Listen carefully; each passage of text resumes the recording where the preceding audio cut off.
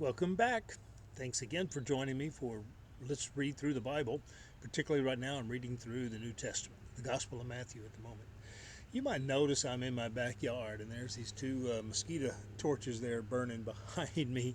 So every once in a while I get a little mosquito bite. So this is kind of helping me out. I'm in southeast Texas, for those of you that don't know where I'm at.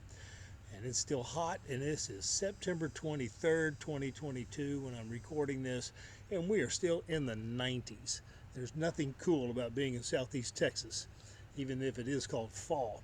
And every once in a while you might hear my air conditioning compressor come on in the background, and hopefully it won't break anything. Okay.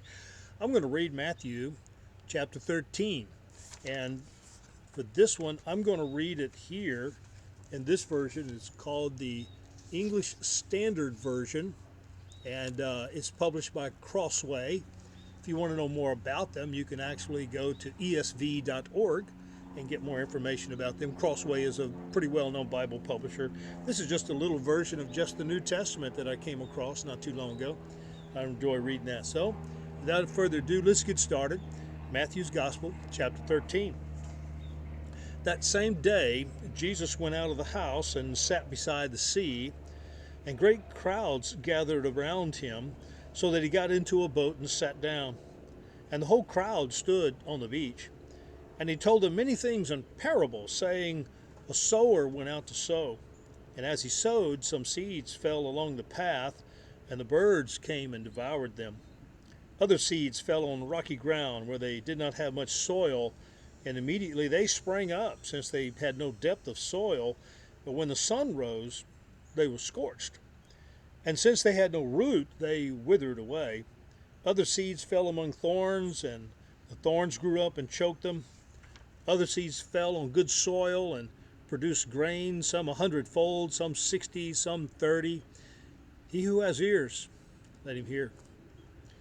When then the disciples came and said to him, Why do you speak to them in parables? And he answered them, To you it has been given to know the secrets of the kingdom of heaven, but to them it has not been given. For to the one who has, more will be given, and he will have an abundance. From the one who has not, even what he has will be taken away.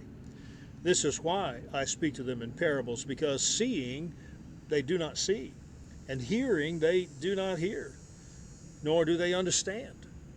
Indeed, in their case, the prophecy of Isaiah is fulfilled that says, You will indeed hear, but never understand, and you will indeed see, but never perceive.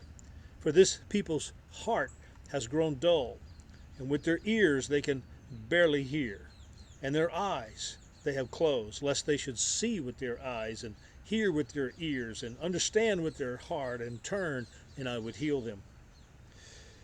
But blessed are your eyes, for they see, and your ears, for they hear. For truly I say to you, many prophets and righteous people longed to see what you see. They did not see it. And they longed to hear what you hear. They did not hear it. Hear then the parable of the sower. When anyone hears the word of the kingdom and does not understand it, the evil one comes and snatches away what has been sown in his heart. This is what was sown along the path. As for what was sown on rocky ground, the one who hears the word and immediately receives it with joy, yet it has no root in himself, but endures for a while, and when tribulation or persecution arises on account of the word, immediately he falls away. As for what was sown among thorns, this is the one who hears the word, but the cares of the world and the deceitfulness of riches choke the word, and it proves unfruitful. As for what was sown on good soil, this is the one who hears the word and understands it. He indeed bears fruit and yields in one case 100-fold, in another 60, and in another 30. He put another parable before them, saying, The kingdom of heaven may be compared to a man who sowed good seed in his field. But while his men were sleeping, his enemy came and sowed weeds among the wheat and went away. So when the plants came up and bore grain, then the weeds appeared also, and the servants of the master of the house came and said to him, Master, did you not sow good seed in your field? How then does it have weeds?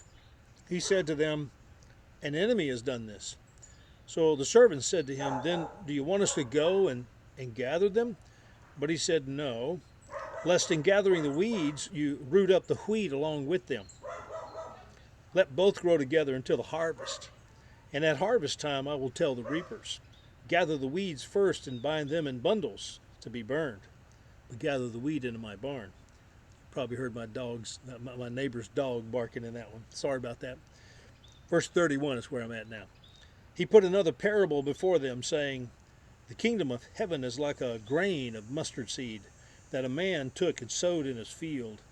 It is the smallest of all seeds, but when it is grown, it is larger than all the garden plants and becomes a tree, so that the birds of the air come and make nests in its branches. He told them another parable. The kingdom of heaven is like leaven that a woman took and hid in 3 measures of flour till it was all leavened. And all these things Jesus said to the crowds in parables. Indeed, he said nothing to them without a parable. This was to fulfill what was spoken by the prophet. I will open my mouth in parables. I will utter what has been hidden since the foundation of the world. Then he left the crowds and went into the house, and his disciples came to him, saying, Explain to us the parable of the weeds of the field.